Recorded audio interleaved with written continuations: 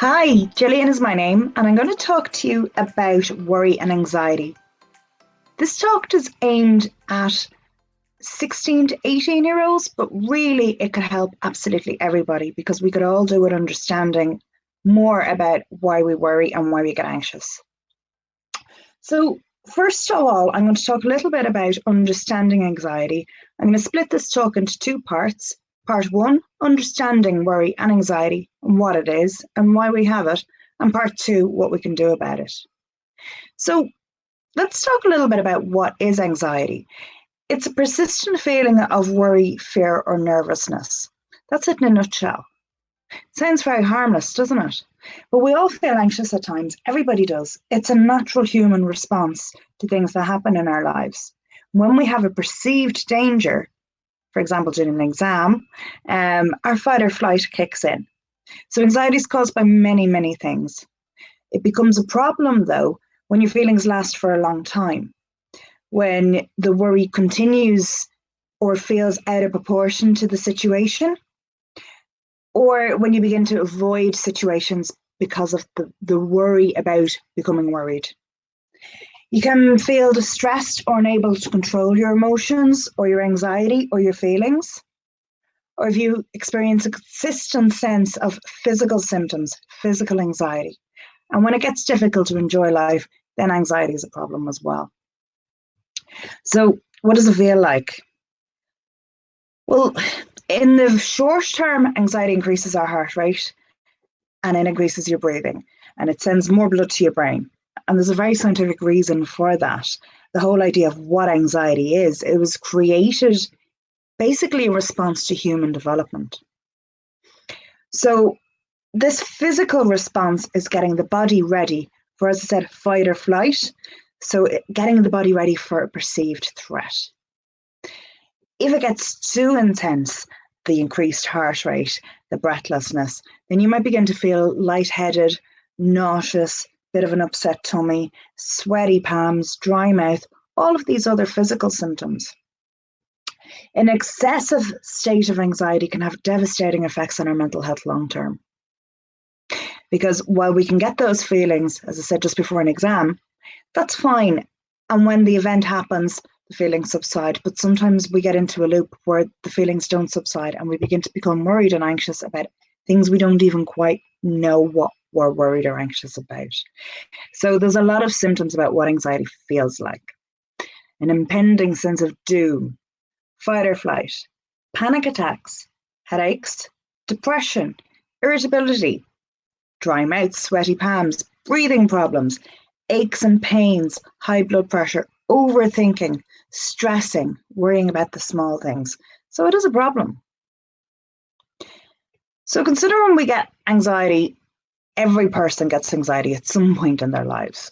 How do you know if it's a problem or if it's just worry? Well, there are slight differences between worry and anxiety, and I'll just talk through those with you.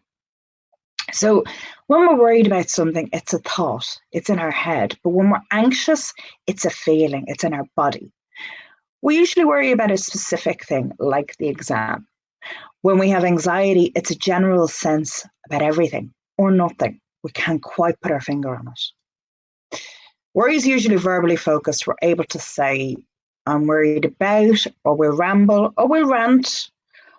With anxiety, we don't become as verbal. It's more in our head. It's more images and feelings and sensations. It's not the same as the verbal way worry will express itself. Worry is often solution focused. With worry, you can solve a problem. You go and find a solution to the thing you're worried about, the worry goes away. With anxiety, there isn't really a solution because often we don't quite know what we're worried about. So anxiety doesn't really lead to productive solutions. It tends to lead to overthinking. So worry might have mild emotional distress. Anxiety can have severe emotional distress. And in theory, with practice, worry can be controlled. And in theory, anxiety feels out of control, but with practice, it can actually be controlled. And I will talk to you about that some more.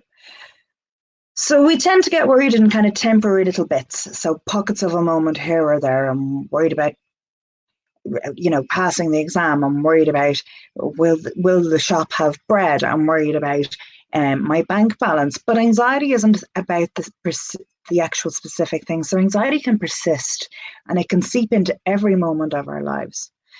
And with worry, when we solve the cause of the worry, as I said, the feelings subside. With anxiety, the anxiety feelings and the thoughts tend to jump from topic to topic. So if you think, I have anxiety over an exam, and you do that exam, but you still have anxiety, then it's manifested into something else beyond just worry, and it has become anxiety. So we all feel anxious at times, of course we do. If you think back to the very origin of humans and human beings and how we originated from these cave people, we had to go and catch our dinner or else be the dinner. So we're all wired to survive. That's the most amazing thing about being a human being. We are wired to survive.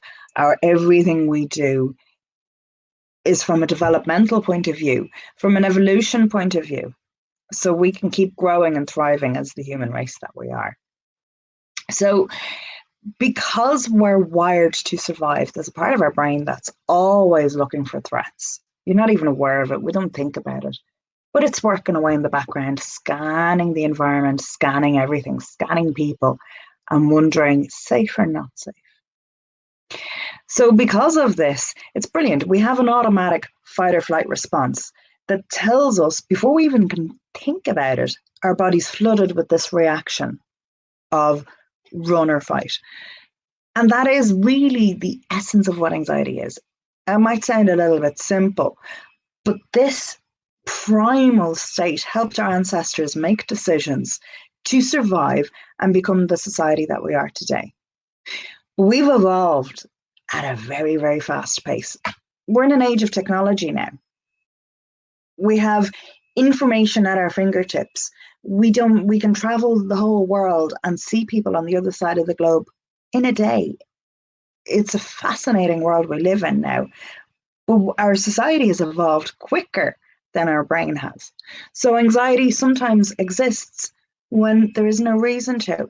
For example, if you're walking up a really busy street and there's noise and there's people, you might feel anxious. There mightn't be a threat, but a part of your brain might be interpreting this world as dangerous, even though in the reality is that it's not dangerous. So any perceived threat, and that's what I mean by perceived, is when a part of our brain might think, is this unsafe? When the reality is it's not. So any perceived threat can have us in a complete state of anxiety. So what do you do about that? I'm going to talk to you now. I'm going to bring in part 2 of this talk and talk about managing anxiety. But before I talk about part 2, it'd be worthwhile for you to take out a pen and paper and reflect on times when you felt anxious, when you felt worried, and how you know the difference between worry and anxiety, how it's felt for you. And also, while you're doing that exercise, to think about, how does anxiety feel? How does it feel physically for you? Because everybody experiences anxiety in a slightly different way. It's a natural human response to things that we're not comfortable with. What can you do about it? Well, one of the biggest things I can suggest to you is to get to know yourself better. When you become self-aware, you begin to know what your limits and what your threats and what your stressors are. Like, something might stress you out that won't stress me out at all.